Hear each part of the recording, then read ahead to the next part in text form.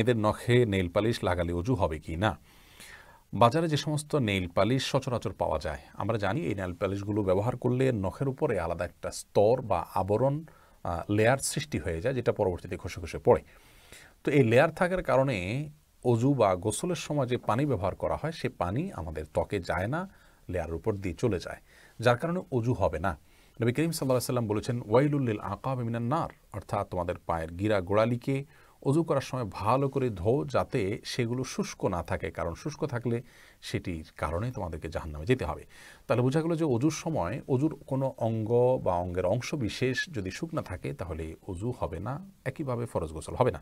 এই জন্য কোনো মুসলিম নারী যদি মাসিক অবস্থায় থাকেন, তার জন্য সলাতের বিধান নাই, ওই সময় তিনি নেল পালিশ ব্যবহার করতে পারেন, কিংবা তিনি নেল পালিশ ব্যবহার করলেন অজু করার পর, এরপরে পরবর্তী সলাতের সময় যখন হবে তার যদি অজু করতে হয় তাহলে তার আগে আগে